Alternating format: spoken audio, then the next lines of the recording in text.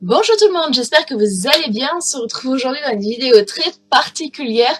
J'en ai déjà filmé beaucoup d'extraits, mais j'ai préféré faire une vidéo plus structurée avec mon éclairage et tout à Nice. J'ai décidé en décembre de pas faire de vlog décembre parce que pour moi décembre c'est le mois où est-ce qu'on doit être avec sa famille et tout ce qui va avec. Et comme vous savez, en décembre je suis partie chez mon frère et ensuite nous sommes allés à Disneyland. Alors, comme vous le savez déjà, Disneyland n'est pas mon parc favori, mais alors pas du tout. Mais pourtant, y passer un petit moment n'est pas dérangeant pour moi en soi-même. Alors, nous avons pris 3 jours pour les 2 parcs.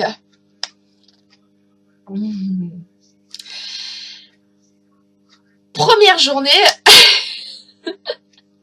Je sais pas si je vais devoir... oui, je vais commencer à détailler jour par jour et ensuite je ferai une agglomération de tout en fait. Première journée, nous sommes arrivés à l'ouverture de Disneyland.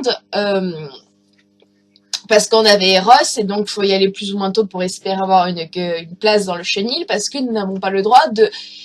Nous appelions Disneyland depuis octobre-novembre et même décembre on a appelé et on n'avait pas le droit de réserver des places pour les chiens dans le chenil. On peut peut-être le concevoir, or si c'est un aussi gros parc que Disneyland, là on a du mal à le concevoir, mais bref. Tout en soit dire que nous sommes donc allés dès l'ouverture de Disneyland qui ouvrait à 9h30 si je me souviens bien. Ouais, 9h, 9h30. Et donc on a fait cette longue queue avant de passer en caisse. Alors déjà, première surprise, ils ont augmenté le tarif voiture pour le parking. J'aimerais savoir honnêtement pourquoi il a augmenté. Vous lavez la voiture, vous l'entretenez, vous regardez s'il n'y a rien. Non, parce qu'il faut savoir que maintenant, pour ceux qui n'y sont pas encore allés, à Disneyland, c'est 20 € pour la voiture, le même tarif qu'un bus. Alors qu'un bus, on peut y être 25 personnes dans la voiture. Étant donné qu'on était à un monospace, c'est maximum 7 personnes. Faut qu'on m'explique. Juste ce petit point. Ensuite, une fois cette formidable nouvelle passée, sachant qu'on y restait 3 jours, déjà il y a 60 € qui est passé dans le parking, parce que Disneyland ne font pas de forfait parking. Nous rentrons dans le parking, plus ou moins en rigolant entre nous. Ouais, mais vous savez, c'est pour surveiller les voitures, s'il y a de la casse, nanana, nanana. Même pas, il y a des grosses pancartes comme ça, là, qui marquent tout objet restant dans les véhicules et les véhicules étant cassés n'est pas la responsabilité de Disneyland. Alors pourquoi vous nous faites payer 20 € ce fichu parking? Pourquoi? Enfin bref, on fait la petite queue pour rentrer dans le parking Z, nanana, on a beau être les premiers, on a l'autre bout du parc. Et ma mère, magnifiquement, elle voit « Ah mais il y a le parking chenil, faut aller tout droit ». On a Eros, théoriquement on doit aller au parking chenil. Clignotant, hop, on va tout droit. Et on se retrouve dans l'allée des T comme Tigrou. Et il y avait une barrière et de l'autre côté encore un parking pour les W Winnie, mais avec un code. Donc on se dit c'est peut-être privé, on sait pas trop. Donc on se garde dans les T. Donc c'était très simple, on n'avait qu'à traverser le parking Winnie où il y avait 3-4 places pour des voitures ordinaires. Et après majoritairement c'était des places handicapées. Donc il était très très court. Et ensuite on arrivait, oh alléluia, au chenil. Je suis partie en première, laissant mes parents se débrouiller avec les sacs et tout ce qui va avec, en courant à travers le parking Winnie avec Eros, parce que je me suis dit, s'il n'y a pas de place, qu'est-ce qu'on fait? On vient de payer quand même 20 €. Donc voilà, j'arrive au parking Winnie, enfin j'arrive au chenil, je dis oui bonjour, ça serait pour savoir si vous avez de la place, et la femme, très spontanément, me dit, mais vous avez pas réservé? Non, depuis octobre, si vous savez pas, on appelle pour soi-disant réserver une place, et soi-disant, Disneyland ne réserve pas de place. Et cette bonne femme me répond, ben, bien sûr que si on réserve des places, qu'est-ce que vous croyez, on est à Disneyland, hein? Je crois qu'on l'a bien vu qu'on était à Disneyland, ma chère amie. Est-ce que vous avez une place de libre? Ben, ça va, vous avez de la chance. Aujourd'hui, on a de la place. Mmh. Fort heureusement, il y avait de la place. Et donc, on a pu caler Eros. Là non plus, ils ne font pas des forfaits plusieurs jours. Ouais. Donc, c'est 10 € chaque jour. Donc, 30 € est parti pour Eros.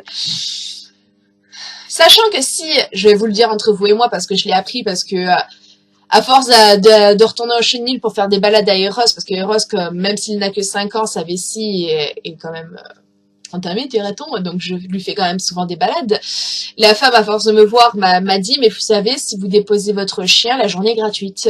Si vous déposez votre chien l'après-midi, la journée est gratuite. Donc, je laisse mon chien 3 jours. Vous m'avez fait payer 30 €, alors que si jamais je serais parisienne, que j'aurais rien à foutre de mon après-midi, que je viendrais à Disneyland l'après-midi avec mon chien, bon, le parking, ça serait quand même 20 €. Mais mon chien serait hébergé gratuitement.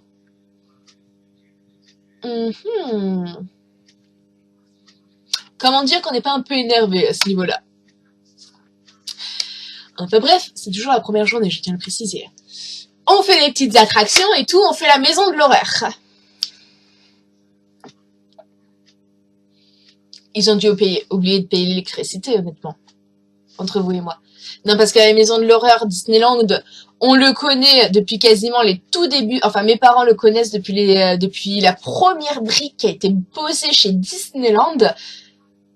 Et et après, quand mon frère et moi, on a eu l'âge de pouvoir supporter des files d'attente, on allait à Disneyland, les photos les prouvent et tout ce qui va avec. Et même il y a 2 ans, on y est allé, comme je vous ai déjà montré dans une vidéo, donc cette année, on y est retourné. Ils ont réellement oublié de payer l'électricité, soyons honnêtes. Non, parce que théoriquement, je me souviens très bien qu'il y a une grosse bouboule avec soi-disant Madame Myrma, une tête qui bouge. La grosse bouboule fonctionnait pas. Ensuite, il y avait un magnifique bal avant avec des fantômes qui virevoltaient. Il y avait que la moitié des fantômes. Il y avait avant un espèce de faucheuse où la lumière l'éclairait par en bas pour rendre l'effet encore plus impressionnant. Il n'y avait pas de lumière par en bas, il y avait la faucheuse. Qu'elle y était ou qu'elle y était pas, finalement, ça faisait rien en fait. Il y avait une porte où une poignée tapait extrêmement fort d'une intensité oppressante. Mais alors là, même ma grand-mère, elle frappe plus fort la porte. Donc même les ressorts, faudrait penser à les changer.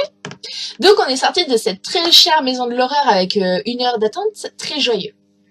Parce que elle a baissé en intensité. Casse la tienne, on va faire l'attraction préférée de ma mère, celle que, quel que soit le parc d'attractions qu'on fasse, et qu'il y a des trains de la mine, elle les compare toujours à Disneyland. Le train de la mine de Disneyland, il est il dépasse même de l'écran, et tous les autres, c'est Alors là. Alors surtout qu'on nous avait dit qu'il avait été fermé depuis 1 an, pour cause de rénovation, on s'est dit, oh putain, il va pas être dans Ben, ils ont oublié des ampoules aussi. Je me souviens qu'avant, quand on prenait le wagon et qu'on passait dans les mines, justement, il y avait des ampoules de couleur dorée pour faire style que c'était des...